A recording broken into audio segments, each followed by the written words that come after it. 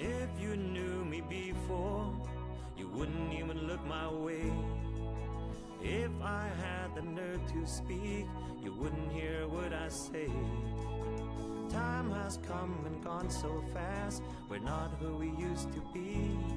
And welcome back to Sullivan's Unheard Voices. I'm here with Lyrizone. Thank you so much for being here today. How's it going? It's going great. Are you kidding? So I geek out on your music, right? Because like every time I discover an artist that is so unique and different, like I just fall in love immediately. Thank you. Because you are unlike anyone else out there on the scene today.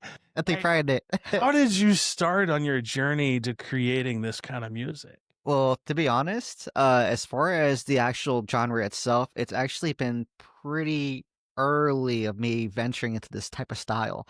So as you tell with the music, we do a lot of like soundscaping and sound elements and stuff like that. So horrorcore is where I first came into. It's like more of dark rap, more horror film and sonic music, or sonically speaking. And I was like, I love this so much, but I want to add a little more value than shock and awe. I want to do more storytelling. I was raised of just being creative writing, doing stuff like that, like journalism. I was like, I want to write stories. How can I find a way to make music, which is already thematically, really emotionally speaking, put logic into it, but also write a good story? And I'm like, good music does that. Even Smoke on the Water, Deep Purple has done that. Like the fire across the hotel, if I remember correctly. And going through that, it's like, I want to build a story sonically. It's when you listen, you close your eyes, you can paint the picture. And so if we go technical, it probably would start like my first actual new metal song for what we're doing, like Air. We're doing tarot cards and Dark Ages, and just going through blending the cards, figure out the storyline when tarot cards were made, and just building our own backstory. But as far as from start to finish, I would have to say probably about like 2016, 2017, dabbling into this type of music. Before then, more hip hop, conscious hip hop rapping. But yeah, it's been a journey for sure. And the part I love about it is your breath work, right? Because like y- it, rapping is hard in a way, Right. hard anyway. Right, exactly. Add on top of that, like the rhythm that you have and like the speed of The high pitching, the vocal changes, going, and it's going down here. It's like, it's really interesting for a feeling of how I usually have done it for so long is like, I figure what the personality of what the character I want him to do, what the approach is, get like almost psychologically in my mind of what needs to actually do, watch a lot of movies and figure out what that character would say. Like prime example, 23 Nights with Julius Caesar. I had to watch it. Know it's a lot different, but watch a lot of Troy. I was watching like a little, that bravado that essentially Brad Pitt has, essentially has that big, you can't touch me type feel. Because he's Achilles and stuff like that, and watch these characters that have this big bravado and bigger than life element, and then figure out, okay, I can see them. How would they feel? How would they portray themselves? Then I have to watch a lot more Julius Caesar documentaries. I love history, so I had to do a lot of a lot of digging, and I like a lot of reading too. Shout out to Joshua Holland for giving me the book for 48 Laws of Power. I had to do that and figure out, okay, so how can we add the book's elements and 48 Laws of Power? In long story short, essentially as you're reading it, it kind of figures out what would someone use against you and almost psychoanalyze it. And as we're going through reading the book, I'm like, I'm going to incorporate some of these rules and laws into the actual like premise of the song. And it's one of those things where I enjoy picking things apart, sometimes a little too methodically, because then it takes forever to get the songs out. But it's all about the creative process of what is the start and what is the finish. And one of the things that I find fascinating is the layers in your songs too. So I'm curious, like when you're developing, do you normally like start with the lyrics and then sort of add the musicality or the sound, or do you like because like I talk to musicians all the time about the muse and how I Right. really believe it's a living thing. Right. And so I'm curious, like how does the muse visit you? Oh, so to give you, if you want an elongated answer. Yeah, please. Okay, so there is literally, we're now, my producer, me and Josh, going back and forth. There is no structure right now for Lyrizone. Every band is like, okay, let's get a bass line. Literally, what I've been doing for the longest time is finding beats on YouTube. I write to it, and then I've got to do a good vocal take. Then you put some production to it, and then we write to that stuff. I'm like, oh, I don't like the chorus of the verse. Now when we rewrite it, and I'm like, at this point, I have been just writing blank verses, doing either I find a good metronome, I like to keep a certain pace, do couple lines there, build up that in the studio. It's been so, when I say it's a clusterfuck, it truly is. It's the most chaotically structured sound I've ever heard in my life. Because when we're essentially done, it's typically like 3 songs in one. Because most songs, they have a demo idea. They perform a demo, do the vocal tracking, finish it. Okay, that sounds really good. Let's go ahead and tweak this a little bit more, tweak this. We are literally working with a demo within a demo within a demo within a demo. So it's almost like, bro, I appreciate you working with me so much because this is like 5 songs in one song. And it's fun because then we go through so many different parts of the song, whether it'll be pre-choruses where I'll do a street team on Facebook and say, hey, check this chorus out. I like this line, but I'm sort of like not really committed to it just yet. What are you guys thinking? And it builds like a sense of community with folks who actually automatically love music, and they don't feel like they have a contribution to the whole picture. And that's what I feel gives value, because at the end of the day, it's music I've put together, but also people are invested into it. And I want to share my wins with them as well as the process. And I think that's what keeps everything going so sonically well, because sometimes like, I don't really like this verse. This last line feels a little weird. What are you guys' thoughts? And it's like, that's great. Get out your head. Cool. Awesome. Next. And then we just go from there. So it's been where we just write songs from the scratch of finding a beat, and then I'll record to it. So far, I've been lucky, knock on wood, figuring out exactly, is this the direction we want to go? Cool. Let's move on to the actual like vocal layers, build production. And then if we want to change anything, so far we've only had to change the choruses twice in the last 2 songs, because I've been so methodical on essentially the rhythm and focusing on like this. If I can hum it, it's great.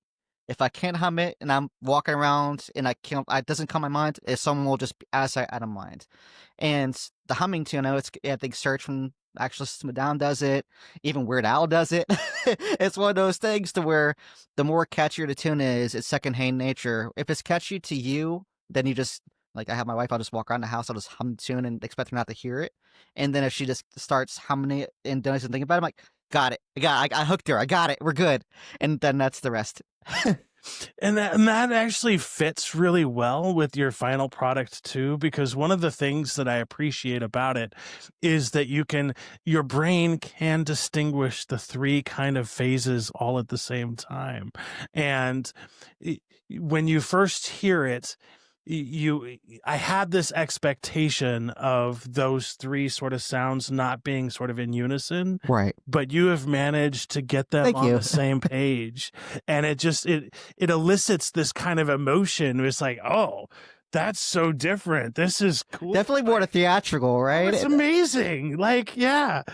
Yeah, that's been my thing, is that the longest time I always wanted to have it feel theatrical. I wanted to always make it feel bigger than life, because that's the way, I know it's going to be kind of like a little more vain, but this is the pride and joy of my life. This is where I put most of my time into, my hardships, my insecurities, the stuff that I want to look at and say, okay, this is it. This is what I have to offer.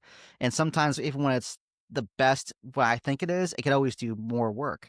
And I think for all 3, like, emotion, that's what I always try to commit to, because when I look at a piece, whether it be a Julius Caesar, a best friend, watching his older friend essentially come to power, essentially convince the Senate and Republican people, as far as the actual Republic, to take over and just abandon Julius Caesar, that side historical fiction. Then we have Cleopatra coming back from Requiem. Like, there's so much emotional stuff I want to put to this character that it won't take one lifetime. And that's where, as I get older, I know they say, oh, well, someone better not take this idea. I want someone to take the Lyrizone idea and they can grow and make their own one. Because at the end, we all simply have our own principles, our own values. But it's all about what we can do to other people and make them feel more inspired to help them. And I think we feel more like, oh, this is mine, don't touch it. That's not real music. Music, everyone, even myself, Faith No More elements as far as baseline. We've had comparisons to like the old Led Zeppelins. We've had Avenged Sevenfold. You name it. I always look up when someone says, oh, I like that line. That reminds me of, cool, awesome. Because I put a seed of someone's memory and it bloomed. And that's great for me. And you never know at what point of the song that's going to come. Exactly. You have so many twists and turns. Like the music that I enjoy most in life is music that doesn't have a standard time signature. Mm-hmm. Like it's the music that changes throughout, that kind of takes you on a journey. And so like when you're building these layers and sort of building all these songs, right? Do you ever get to the point where like, I know I can do more, but this is it? It's one of those things where I'm actually usually at fault for that when I'm like, okay, let's add a little more here. Let's do a little bit thing here. Like we literally had for the Make You Mine song, we were having like the knock transition to where essentially when the bass line hits and the drum hits, it corresponds like knock, knock, knock Yeah. with the snare. And I was like, okay, is this ear candy for me? Would it help the song? And Josh always says, would it help the song? We just add things to add to it, or does it actually give weight, or is it just adding to add? And as I've been kind of going through maturity as far as the journey with this, is realizing sometimes giving the song breath, giving it that silence, giving it that emotional impulse to just step back and let it do its thing, that gives more value than just us throwing things down, just throw it down. And that has been my caveat. It's like, I want to add this piece here. Then we're done. I'm like, this part sucks. Like, why would I put that in the final mix? But then it's one of those things where like you don't really know. So for anybody watching, as far as a creative space who has that kind of like question in their mind, record it just to have it on recording, but don't ever feel too dedicated to it because music constantly changes with us. Like you could think one day this sounds great, next day like, I'm glad I didn't put that in the mix. Well, and it's one of those things too where like they're every once in a while you have those gems. So like I think of the Salival release Right. Tool when they had those two remix of Jimmy and I hate names of songs. It's okay. They have a version of No Quarter on there that is just out of this world, but they would not have been able to sort of put that on the album because it was so far out of left field. Right. And then when you're able to sort of get past that point and then revisit a song a year or two later and do a re-release of a totally different length. Exactly. Well, I've seen a lot of folks do that, especially lately. They'll release a song instead of doing a committed cover that would sonically fit the album. They'll wait until the album gets a good push and gets kind of like a little test of waters what the audience likes. And they're like, oh, they responded really well to this type of style. Let's drop this cover now because it goes right along with it and then does well. Some folks, they see how the album does. Oh, it didn't really respond really well to the sound we were going for. Wait a little bit and then drop it during that time. Like I've seen folks, especially Limp Bizkit, making their like appearance now more than ever. A lot more cover songs come out from Break Stuff. Like I'm glad I have mine come out, but we have a lot of like new metal Limp Bizkit bands coming through that are trying to give homage. I'm like, dude, do it while the fire is hot. Yeah. Especially 100%. music right now. Yeah. And one thing I'm curious about in terms of like your musicality, was this something that sort of like was with you since like you were little, like you always had like the music bug, or was that something that sort of came later on in life? It was definitely inspired when I was younger to essentially fester as far as writing. And I'm like, okay, have my electric guitar I got from Walmart, like $65 at the time. I think it was $65. Inflation, the skyrocketed prices now. But it was this little guitar I was playing. I was like, doing the basic Smoke on the Water, like this stuff that everyone plays. It's like, it's the golden song for starting your guitar. And then went to Megadeth, doing Symphony of Destruction, stuff of that layer, a little more technical. If you can name it technical, usually like Thunderstruck is more technical. But it's more of, I was, okay, I like vocally, I like spoken word, I like more doing vocal work. Instruments, kind of hit and miss. I'm a very huge lover of harmonicas. Like I love harmonicas. I'm actually still trying to like fine tune, get into mine, because the one thing is I like doing both, but I want to rest doing great vocals. And I know I say that the master many, what was that old master say, the jack of all trades, master of none type thing, or become master of one. I like to have all this knowledge, but I also know at the end of the day, this is where I want to go. I want to be the Lyrizone vocalist. I don't want to have the guitar and then like worry about not be able to be like animated. So as far as the very beginning, to go back, I started off just doing writing, had a little bit more of, there is a thing in high school, I don't know if they still have it, still in school, it's called music appreciation, to where it teaches you like music theory and stuff like that. Of course, I didn't listen to any of that. I was just trying to like get some time up and just going to hang out, write stuff in the corner. And they had these isolated booths that people used to record, practice their instruments for band and stuff like that. And I just hit the guys who would just go in there and just write. and I'm just writing at a time. And before you know it, it became like, okay, guess this is my thing now. I think we're just gonna start writing and then doing like rapping stuff of that nature. And then there was a like actual group called Grind Mode Cipher, where essentially it's a huge like network within the United States, might be a little bit outside the country as well. Well, they'll have someone come through, they'll make a location, you do a demo tape of what you're talented and what you could do, and they like your work. You can appear on a cipher and do your 16, split your verse, and you're good to go. And when I got on camera, that was the most nerve-wracking thing in the world. Because mind you, we're going from like flip phone cell phones, and we had sidekicks. We had no cell phones. We had like grainy videos. So I'm holding the video with my flip phone, trying to do some video stuff, and that was horrendous. So even now, with the whole process of it, it was a great beginning for us to get my own humble nature of what this craft takes, the thickness of expect to fail, expect the why did this happen moments. Like I was essentially bloodshot red and I had a red shirt on, so you really couldn't see my face. And I was like just floating back and forth. So it's one of those things where I learned one, breath control of what I need to do. I learned like I need to network and be a little more personable, which has helped me throughout these days. And it's also helped me realize just how I want to go into music. So as far as production, I want to say technically, if we're going to essentially talk about music being kind of like we're at the forefront of when I came into it, I want to say what came out here with Joshua Greenlight Studios over in Hisdale. Um, that was where I essentially went through and figured out my actual idea of where I wanted to go musically and sonically.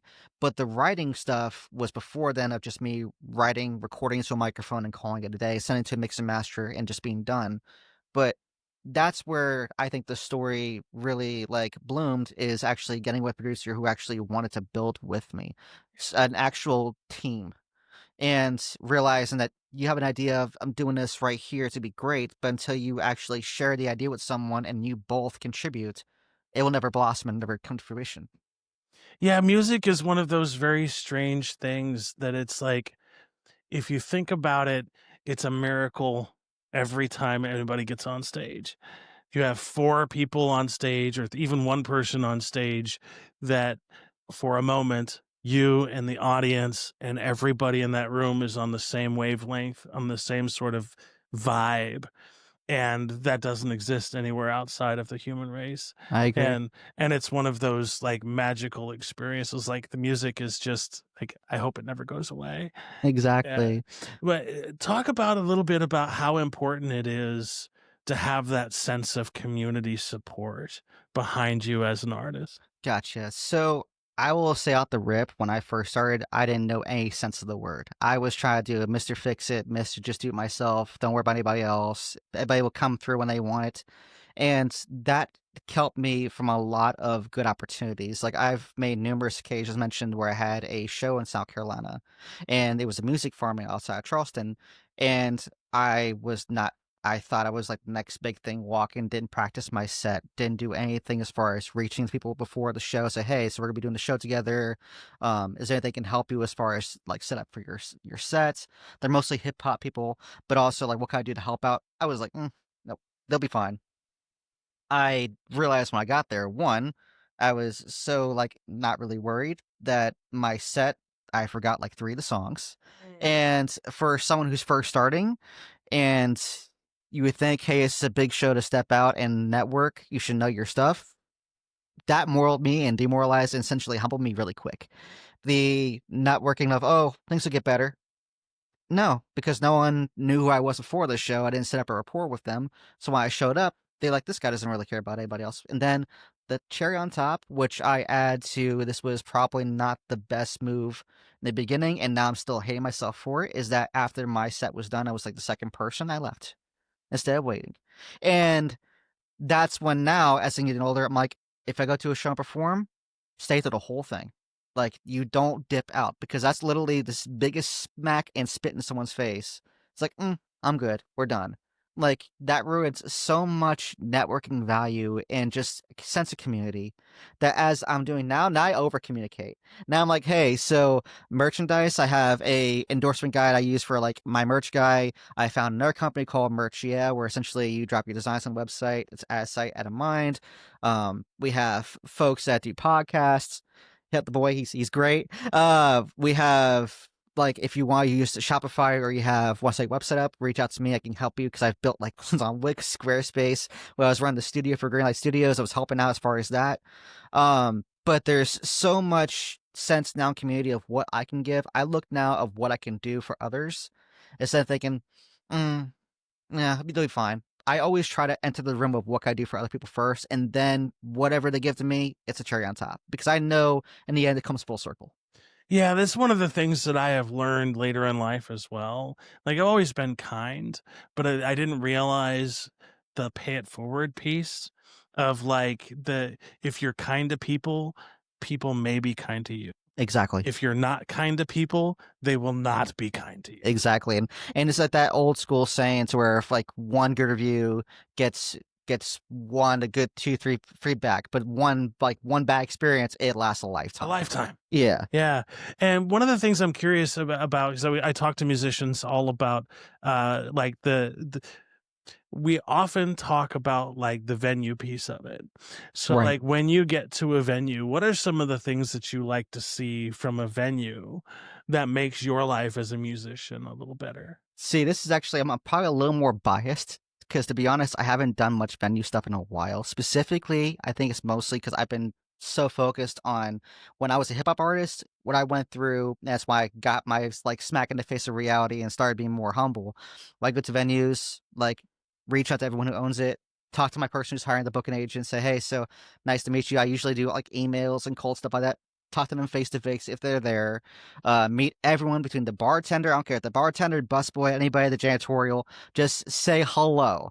Be like face to face with them because they see bands the way I looked at it, and I still do. They see bands coming in and out 24/7. They've seen bands that come through, knock things around, just not care, just still say tip your bartender, but they won't really like actually go there, talk to the bartender, see how their night's going, engage with them. And what I look at now for venues is how good they are with people, how the people skills are, because if they're gonna treat their acts like crap, they're most likely treating customers like crap. And it's the same thing. It's just read the room of people skills and see if they're just in there for money, because everyone at the end of the day, it is a money thing. We get it, it's a business, but also be good people. Don't be just in it to get your little piece and get out. Don't be the early Lyrizone and do your thing, then leave this place.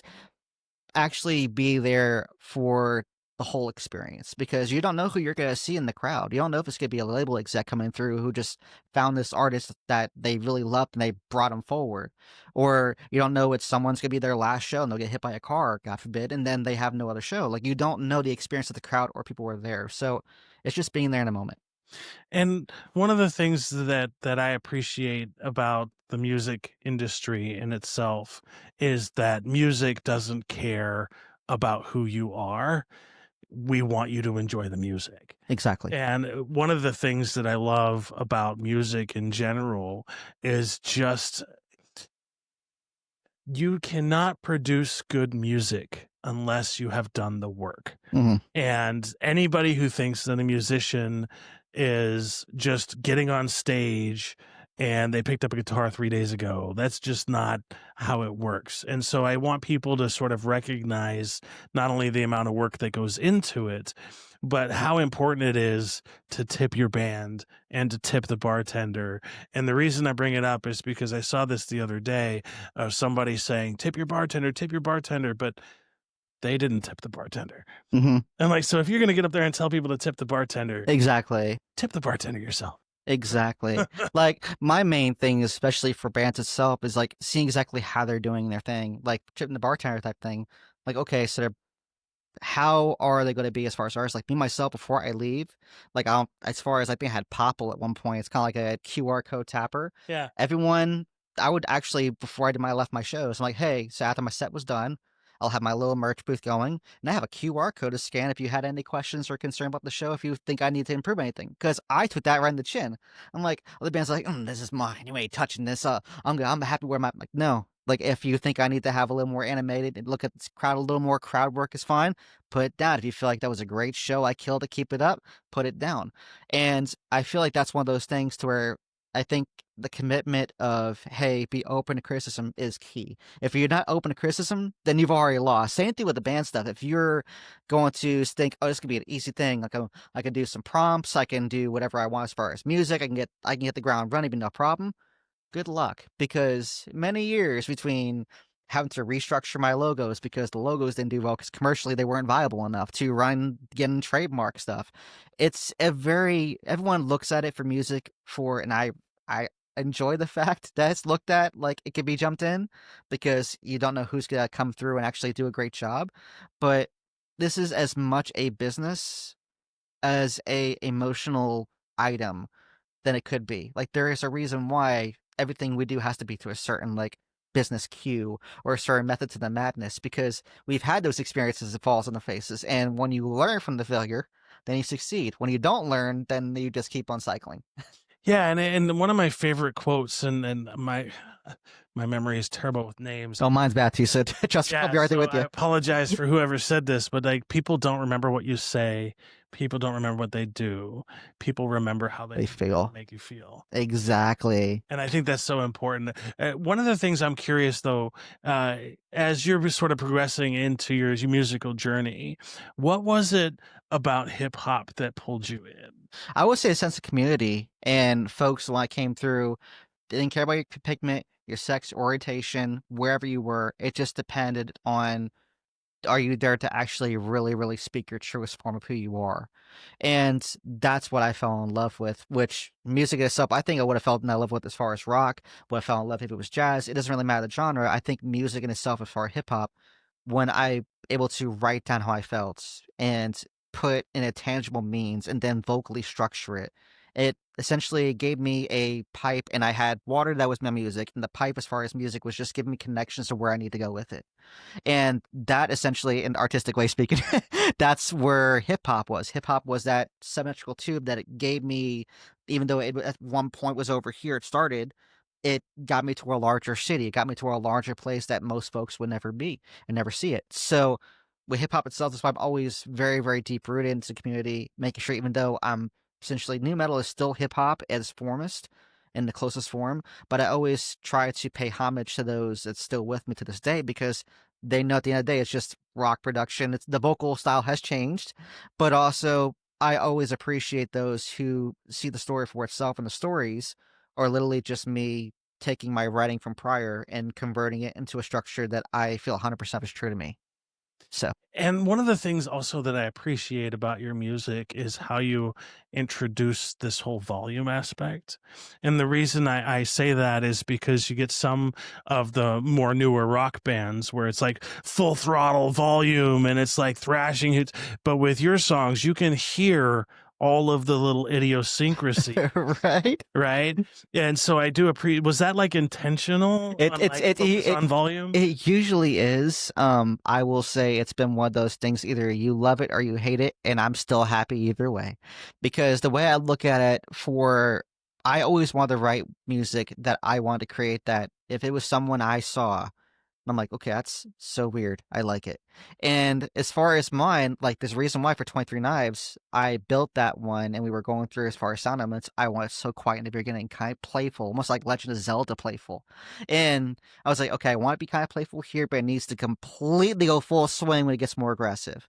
And the way I've been going for so long, especially with making mine, we had like more whimsical Disney, like theatrical feeling, almost like coming out of like Skyrim. And then it got completely kind of crazy.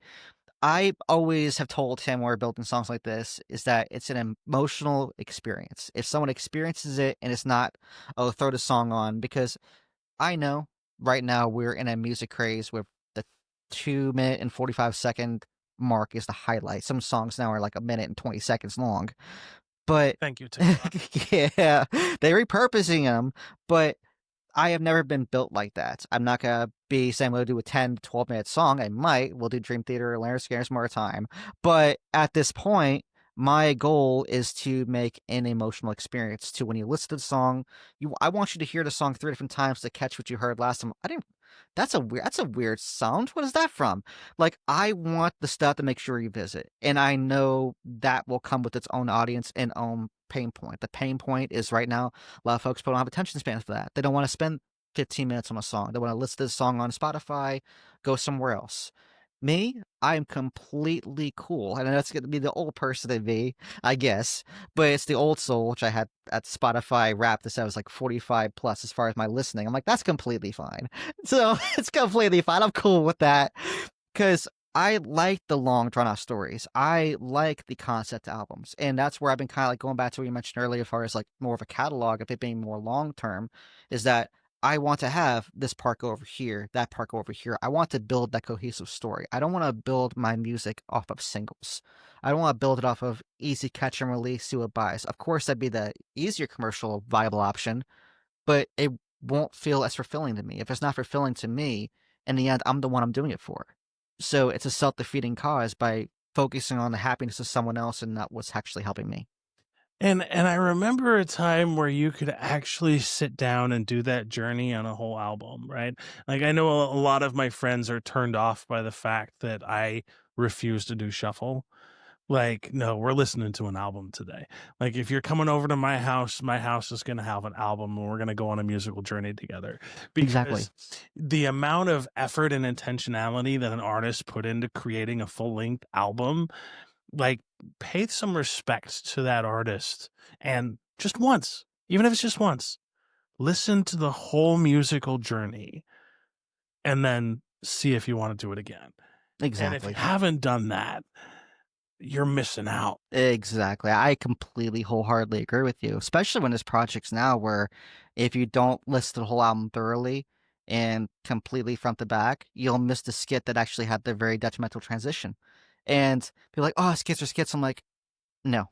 Skits are skits to those who don't look for the skit as being valued. Skits in itself are like the intermission back at the old movie days where you're like, I'm just going to get a concession stand drink or whatever. Like, it's to let. I always thought at one point intermissions for movies, and I don't think they have intermissions now, unfortunately, but I always thought growing up that those were actually the most fun to get food and candy and rush get your legs. It was actually time to let the audience uh, perceive it. And I actually was kind of curious about that. And that's actually a thing. There are people who actually go to the theaters, like scouts, and watch the movie, see the crowd's reactions. And during intermissions, they'll actually listen to what the crowd is actually saying about the movie if they want to keep on watching or they think it sucks. And I think skits are kind of that, it's that happy area. If you listen to it, one, it helps you get you further into the story if you're really locked in, but also it pretty much can tell you if you enjoy the story to where it's at so far.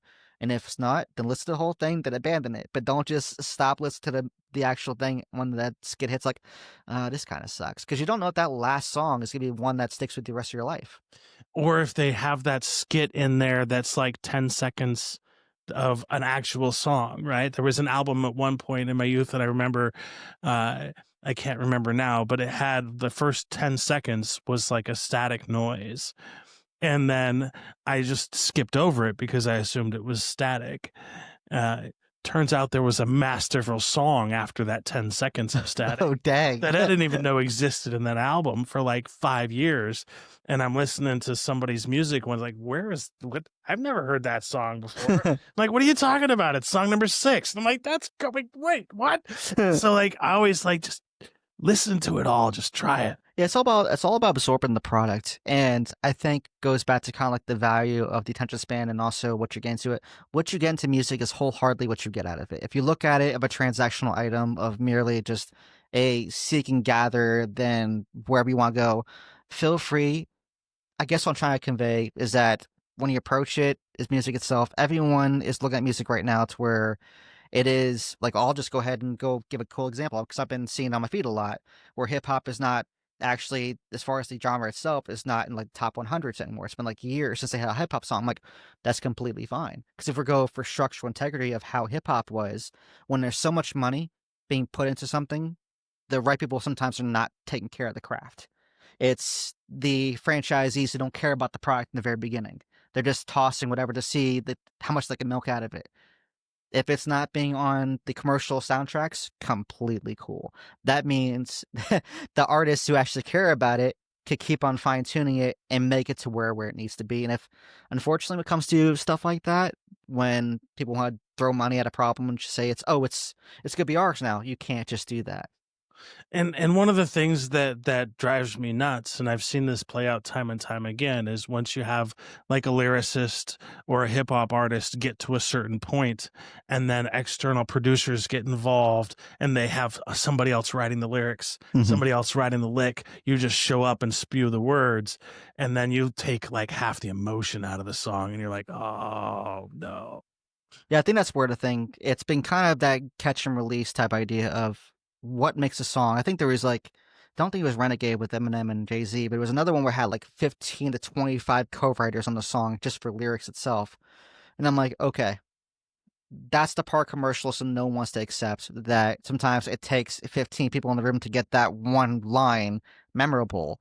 But same point too is that how many folks can say at the end of the day that, oh, I wrote that song just for myself. I spent more time doing it. I spent more time instead of reaching out to different folks. It's all about that. I think right now, and this is currently me, because I don't know, as I get older, my mind span will probably change.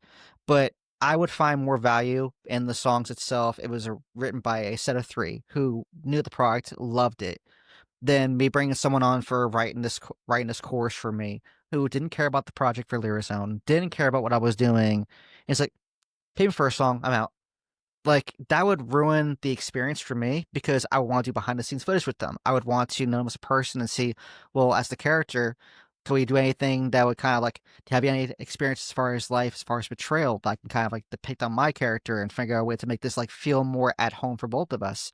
And I feel like once you have too many cooks in the kitchen, that's when the product gets ruined. That's why a great dish doesn't need 15,000 people. You just need one person who genuinely cares about it. And so I'm curious too, like as you progressed in sort of like your hip hop career, was there ever a moment where you was just sort of like, oh crap, I'm kind of really good at this? No, because I constantly think I'm bad at it. Just kidding. It's okay. I just like, it's one of those things where I'll like listen to my own songs because I get in my own head a little bit, and sometimes that's because of the artistic side of being good at what you do, is you constantly feel like your biggest fan and your enemy at the same time. It's a great it's a great feeling in your head.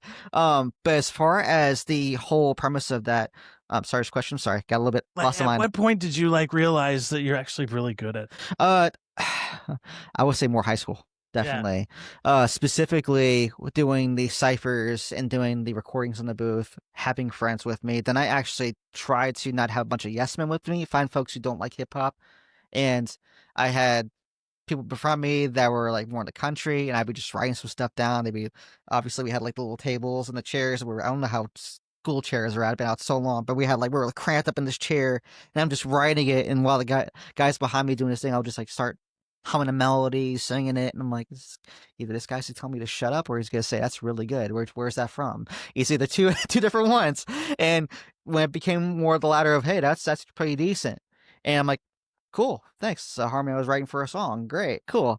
And then I started thinking, okay, this is kind of where I wanted to go. So I know as far as like the rhythm and the lyricism was there, but as far as the actual like songwriting, the vocalist, more the highlight, using my head voice and using like the singing, that was a field I'm still experimenting in. So I'm always like doing workshop on what can I do for vocal training, stuff of that nature.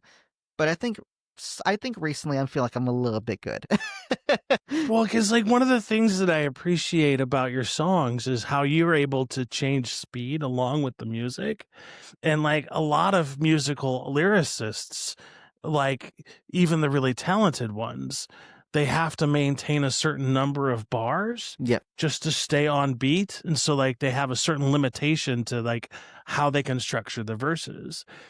You're able to sort of structure that on the fly so that if the music changes, your voice changes, but also the speed of the words that you use change. And then it reverts right back to that old beat. And like without like, kudos, my friend. That's freaking amazing. I'll give you a little gem.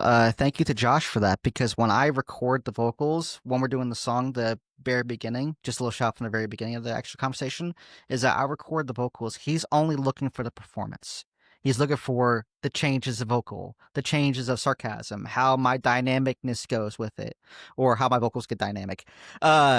As far as that, the performance is what he's trying to record the best to start off with. And then as he's going through the music, he builds the music around it to where I don't have to worry about the music changing as where all this different stuff. He worries about that. I've always told him when we got together as far as this project, I'm like, hey, so this is where I'm starting, is that my line is literally going to be, hey, I want the project to have this vision. I want this vocal style. I want this end result.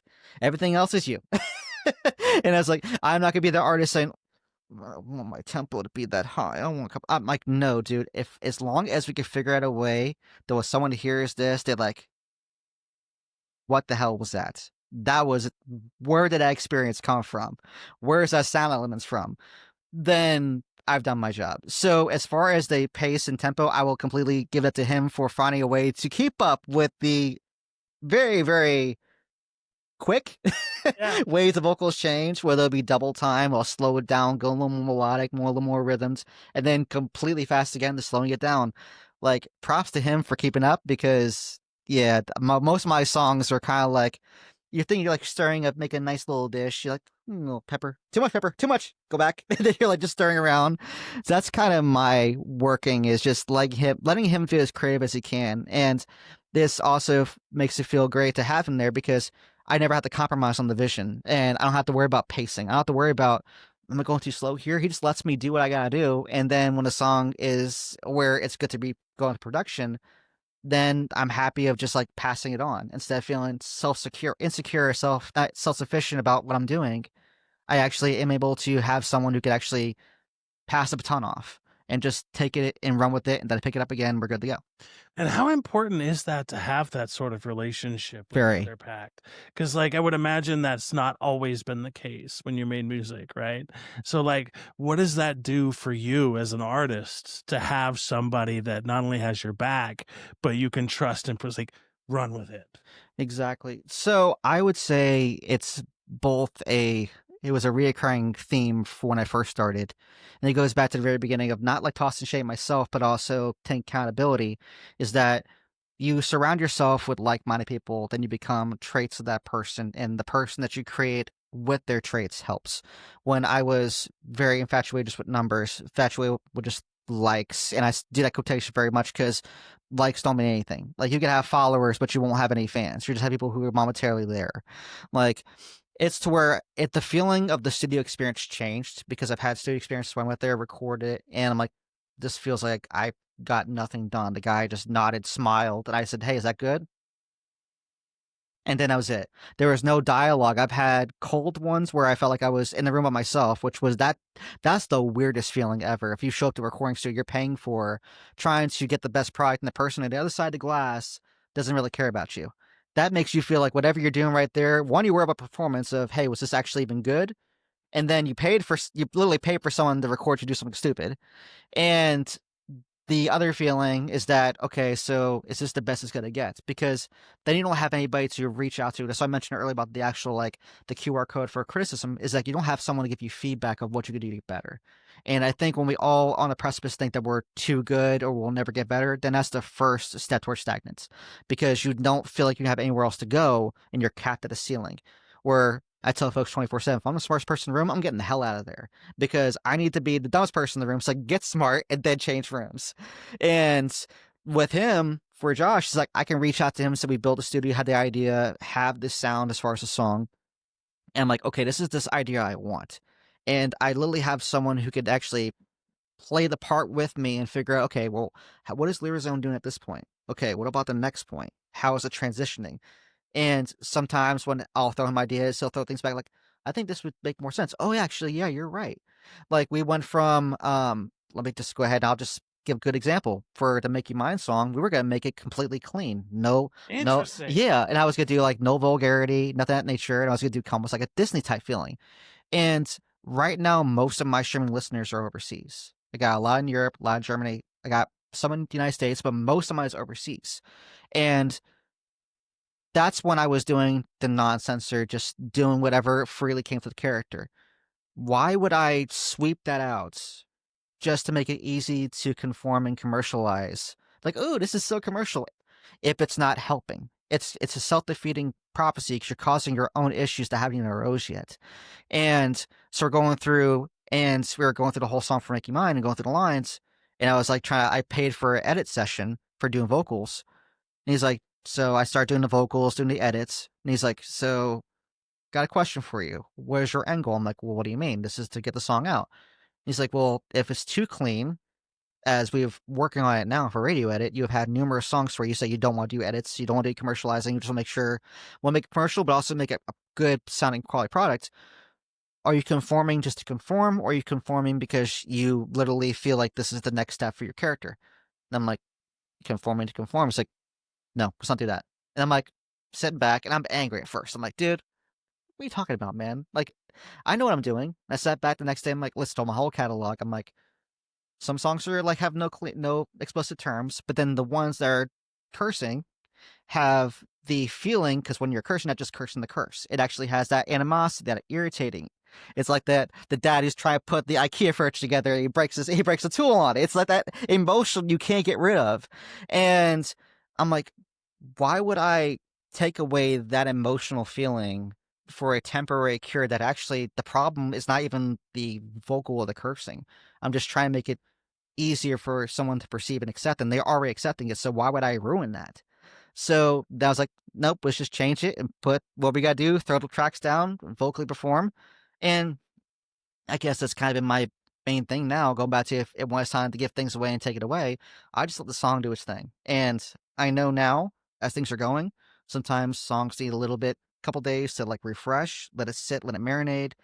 But some days you're like, okay, this is it. It's just to call it quits. Because sometimes when you're adding too much to it, it takes away from it and it makes it feel less impactful. And in terms of like the musicality and like the musicality is not the right word. In terms of like the music in when it comes to like, all right, pause. Sometimes words are hard. It's okay. I'm usually saying and uhs every single time I'm talking to someone. So this is the first time. Because I'm curious about like the difference between the audience in Europe and overseas versus the audience here. Right. Is that like, do you think, a piece of like the TikTok phenomenon, do you think? I would say yes and no. So Jeff Peg was actually more, I think he's doing more business type stuff now, but Air, the tarot card first opening song, did very well there. Like he was doing reactions on his channel on TikTok, and I can't even make stuff I wanted to. We had Megadeth, you had Dream Theater, you had bands that did amazing. I outperformed them in my video, and it was just a lyric video. It wasn't an animated video of me doing anything. It was literally a lyric video.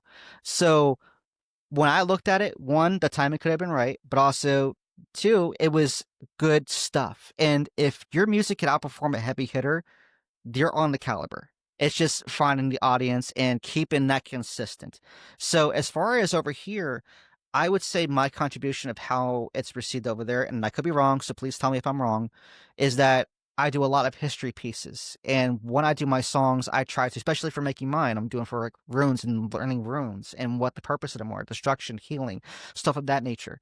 And I always am trying to, one, pay homage, but also be correct. I know obviously it's historical fiction. You could have your little like figments of like fiction there, but I want to keep the subject matter and what I'm writing about true and wholesome of where it came from. With Julius Caesar, talking about essentially the assassination, how it came up, the battle, like especially 23 Knives, I had to do a whole like breakdown of his character, knew exactly where he came from, what his knowledge was. I had to learn that.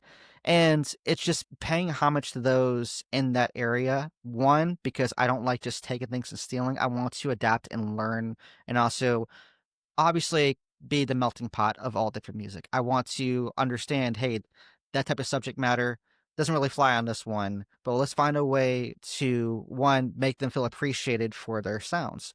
And watch why, as far as music, you can hear the instruments and how we use. I've told him numerous times, every single song we do, there has to be some instrumentation part inside of it from that time period.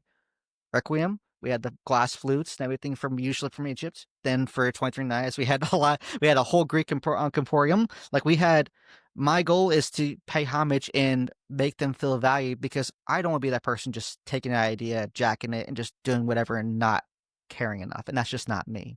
I'd rather be fully dedicated to making the music, even though they're like, oh, that's a pretty interesting Cleopatra bringing it back to life and all this stuff. I'm like, yeah, but at least the instrumentation and like raw and talking about everything as far as the eye for is like we're after structurally it's there. So yeah. And I think that's one of the things that I didn't even recognize was like the tied into the musical instrument piece to the lyrics, which is just kind of. Oh, wait until you hear the breakdown for Requiem. We went through, I gave him like 15 different moves to choose from. They're basically that. We tried the Queen of the Damned. We tried like literally all the mummy movies. But we tried everything between the commercialized ones, the black and white, to ones that are essentially just indie, like flower festival films. That's so awesome. Yeah. And I'm curious too, like I wonder if it's because like your music is also kind of cerebral. And I think that, yeah, our society, American society in general, we tend to downplay people who are cerebral and elevate those sort of like catchy, sort of niche pop songs that Yes. have a lot of meaning. Right. And I'm curious if that also comes into play. I think in a weird way, the punk songs and pop might be a little more cerebral than we think, specifically because they carry to a sound that we cater to for so long. But I love the sounds that make your brain itch a little bit. I like the frequencies. You're like, that feels really grimy. What was that? I want to put that inside the actual like the frequencies. Like, I think I don't know if it's brown noise, but sometimes it's not that frequency level to where essentially it gets to where sonically when you hear it, you get the kind of not like that. Like, my goal is to essentially make those songs to where you've like, is this music? What is happening? If you feel something out of body, I want it to happen. But it's those pop songs to where essentially there are methods to it to make it catchy. And that's that caveat to where I want the catchiness to it, but I don't want to lose what I love about it. And what I love about it, you have to revisit it. And for pop songs itself, they're catchy, but there's a reason why we've had like millions of pop songs have the same melody and like the 3-chord songs. Like, there's a reason why we have those is that they're all reliables. They're like that one thing you have that you know it's gonna work because it's worked every single time. But the issue is that when that becomes an every single time go-to, kind of like a 5-in-1, is that no one really values the other side. No one really values what's a little bit different, what's a little more eclectic.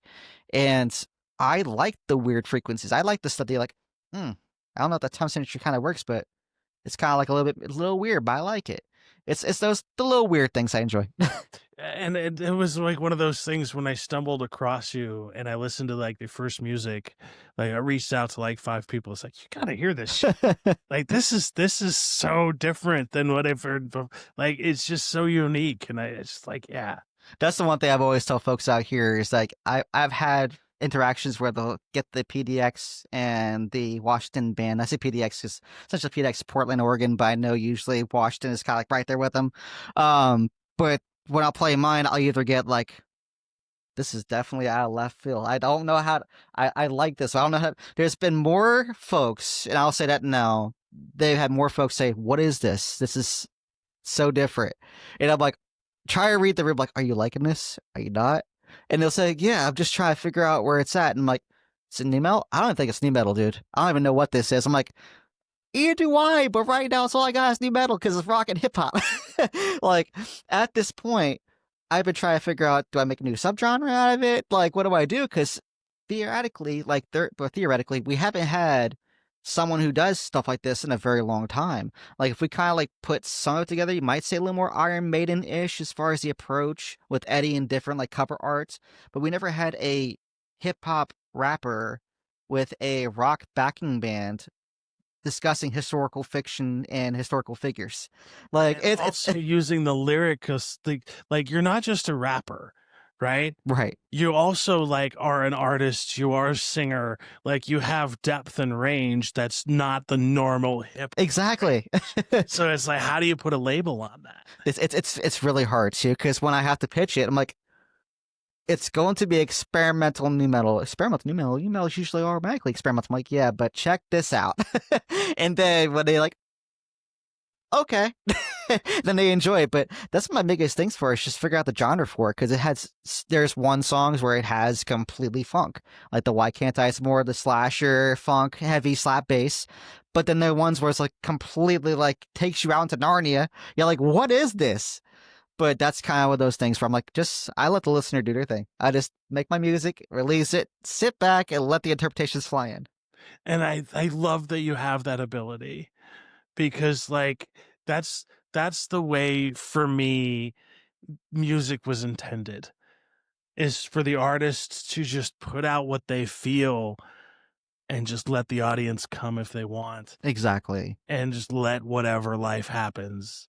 And that just, to me, is the best music on the planet. I think I think the self absorption of kind of like what needs to be perceived as like, oh, this is the best song ever. I think once you let that voice in your head instead of just actually putting it out, like I obviously have my like fallacies, if you would, of like, oh, that song didn't perform very well. What happened to it? Did I just not perform right? But at the end of the day, is that when I recorded a song, I realized that when I recorded it and I put it out, when I put the song out, I was already happy with it. It doesn't matter anything outside of that point, because the emotions was there, the fun was there, the experiences I gained were there. So everything else is brownie points. If someone else doesn't actually enjoy it, interpret it the way they want to, that's completely up to them, because everybody has their own approach in music. Some folks want to listen to it for long term. Some folks want it quick and easy. And I think as long as I just am happy with my stuff, let it go, and just feel ease to detach from it and just let it be its thing, that makes it easier for the next songs to come out. Because I think when you're so focused on the what ifs, that's when a lot of folks get burnt out and they just stop doing things. 100%, because inevitably, like, the what ifs just take over your whole thought process. And we have a tendency as human beings to be our worst critics. Of course. And we are so much harder than ourselves, than other people are on us most of the time. And so, like, I really appreciate that you have that sort of feedback loop. And I'm hoping that a lot of the feedback is constructive. Always. Like I said, it's one of those things to where I would rather have someone say, "Hey, this experience for," and I'll just probably throw a hat in the rabbit in the hat. Brain, think. As far as like if I had, let's go ahead and go talk like a merchandise thing, to where I had a shirt that essentially faded within 3 weeks, and I had a company I was using for a merchandise thing, and I was using them, bringing the shirts in, ordering them, and the shirts were fading really fast, like within 2 or 3 weeks. And I was like, that means it wasn't treated properly, because they shouldn't just flake off like that after the second cycle. And if you're washed inside out and stuff like that. And so they reached out and said, hey, so we appreciate you, but can we get a new shirt? Because the shirt came out. I was like, okay, let me know. So they even asked like for a picture, because some folks would say, I need a picture to go. I was like, dude, like they're a fan that spends money with me. That's a smack on the face. Like, obviously, if it's me pressing it and me getting the final check off, it's different. But essentially, long story short, I was like, absolutely, what can I do to take care of you? If it was just someone coming into business of just like, whatever, they would just refund the money and then say, is what it is. Don't care about the products. I had to go to the place, get the shirt repressed, reach out to them. And at the end of the day, it was just valuing the customer and making them feel like their opinion was heard. Because criticism, at the end of the day, even though we don't all want to listen to it because we all have our insecurities, is that criticism will keep you from, one, making that same mistake again, but also it keeps someone who is in your circle that sees that, they'll probably learn from it. And I take the criticism 24/7, one, because I want to get better, but also know that I will never be too big enough to say, I knew that. That's fine. No, like, we're all humans. We make mistakes every single freaking day. Every single day. Yeah, and the perspective I take from that too is you have somebody that wants to wear your shirt proudly. Exactly. And they want it to look amazing.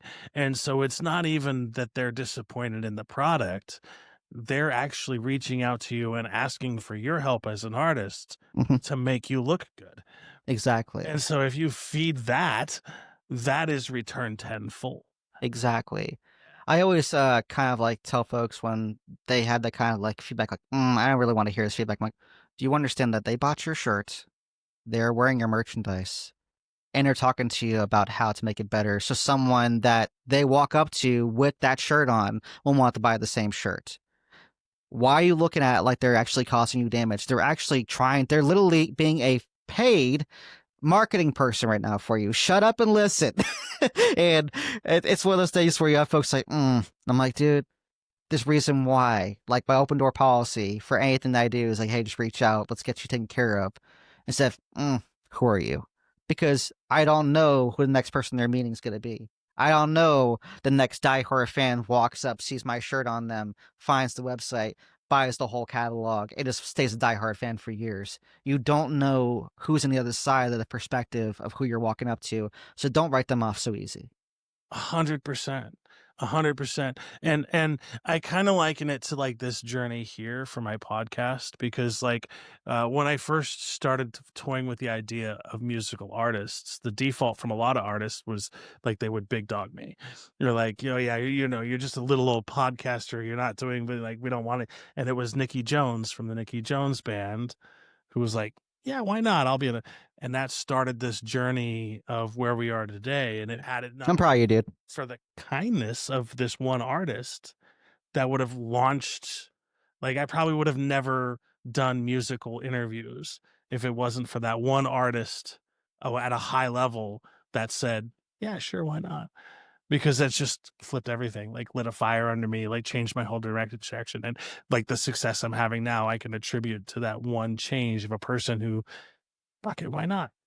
Exactly. Yeah. That's the one thing you find for both sides. Unfortunately, that comes with both sides of the coin for any like genre or occupation. There could be the folks that think they're bigger than life. It's always the loudest ones that had the littlest contribution. And that's where if you find the quieter ones that are just happy to pay forward, do nice things out of the kindness of their heart, try to do good things, those are the ones that life rewards in a perspective that we usually don't see surface value, but it comes full circle. Like, even for this one, like I reached out because I saw you were doing podcast interviews for artists. I'm like, I started watching episodes. Like, I like the questions, like the dynamic. You kind of tell I like personality. And when I'm going through the whole motion, I'm like, that's the type of people I want to gravitate toward. Where we'll even go to a different revenue where we had like YouTube reactors and stuff like that. I found folks now to where essentially they're not the echelon, but they also go through and they break the songs down from piece to piece. They're not the reactors where it's a 4-minute song and the reaction video is 5 minutes, which they didn't break anything down. They go, next, and then go from that. It's all about the quality over quantity. Yeah. And I feel like that is where everything has been for so long, but unfortunately with now with cell phones and all the social I know for being young it's kind of weird saying, but for all technology, for what we have access to, it makes the life outside of it feel as minute and not as valued. So everyone's so quick to get things going, get the next thing smoking instead of actually sitting down and have a conversation. Because outside social media, outside distribution, which is kind of funny. It's ironic I'm saying this because you're watching it, but it's one of those things to where the value is truly with those who want to sit down, have a good conversation, whether it be over coffee, be over microphones, and just discuss about life itself or the process, instead of being so quick to get to the journey and it's so quick to get to the end instead of enjoying the journey and talking about their perspective of it. And I think everyone's just so caught up in the quickness of turning things out just to push things through and speed run the experience. They miss life. Life is reason why, and I was watching something yesterday, it was kind of funny, and they were saying as you get older, you feel like time's going so fast. And this is the reason why that's happening is that as we're in a reactive mode now lately, we don't just sit, listen, and enjoy an experience. We are so close and reactive that things are going by so fast because our body is literally just on the next thing smoking immediately. We're not sitting down listening to concept albums. We're not having coffee with friends and just relaxing and just spending our days conversating. It's everyone's just so quick to turn things over. And that's one thing I hope I never get to that point is that life in itself, it needs to be an experience to where you enjoy things at a pace level. Obviously, everybody has their own speed, but as I get older, I'm just trying to like relax a little bit, enjoy, soak in the music, go to a live show, go to a comedy festival, go to places with the wife, like, we have Saturday off. Let's go ahead and go. And I just sit there and listen to a band. I'm just sitting, soaking in, listen to the interactions, watching movies. And it's one of those things where I love social media, but I don't know about you, but I'm taking breaks more than usual. I've been scheduling posts because I don't want to be on it 24/7 watching someone live their life. I want to live mine and then experience being with them. And that's been kind of like the interesting thing for this whole experience. And one of the reasons I started this podcast in the beginning is because I got tired of that. Is you can't get to know anybody in 5 minutes. Mm-hmm. Like you can't get to know an artist and their music by talking for 30 seconds and then on to the clip. Exactly. That's just an impossibility. Clip farming is real. It's really bad. Yeah. And so like I wanted an avenue where we could actually have real long form conversations and get to know people, because like we are not what you see on TV. We're not what you see in the media as it portrays as humans. We're way more complex than that. And to sort of like try to pigeonhole us as a human in a us versus them one single issue soundbite just isn't doing it for me. I agree. And that's kind of where I've been for the longest time, where even now my stuff, I don't really try to focus on like, obviously I'll be glutton and watch like a speed run game for like video game stuff like that. But for what I've been trying to do as far as like interviews, stuff of that nature, is I always been trying now to obviously focus on what's good for the art, but also realize what's good for me. And I have been gravitating more to long conversational type interactions and pieces. One, because I don't like the emotional depth of being 30 minutes and outs, because I feel like my work as Lyrizone and Joseph is not a 30-minute highlight reel. It takes a lot more than 30 seconds to get the story going. Sure, I can give you a 30-second reel of how this thing performed, how songs went viral, but it doesn't matter as far as that. The virality of songs don't mean shit, excuse my language, but it means to where how'd you get to that point? What was the failures? What was the successes? What did you learn? What was the cause and effects? Stuff like that you can't get in 30 minutes. Because if you try to pinpoint all this cool stuff, cool things look great in 30 seconds, but I mean, it wouldn't mean much if you don't know the story behind it. Yeah. Yeah. And once you have the story behind it, it makes the appreciation of the art way more better. I agree. Yeah. Well, we've been at this for well over an hour. Yeah. Feels like 20 minutes for me. Where can people go to find your music if they haven't experienced it? Oh, you can find me literally everywhere. Lyrizone, Lyrizone. You can find me on YouTube. That's the visuals. I got my first actual live music video going on YouTube very shortly. We're going through VFX and doing visual effects behind me because we have to make it big and elaborate. You can find me on Spotify, Apple Music, Deezer, Tidal for good quality music. CD, I still have CDs on Lyrizone.com, so you can find stuff on there. Literally on every single platform. And Lyrizone, spell it out, Lyrizone. Think of lyric, then zone. Leary, and then zone. Lyrizone, yeah. Thank you so much. Absolutely, honor and pleasure. And I'll end the podcast the way I always end the podcast, folks. Be kind. We all live on the same planet. We share the same air, and this world would just be a much better place if we treated everybody with a little dignity and respect. Well said. Good, Sacker.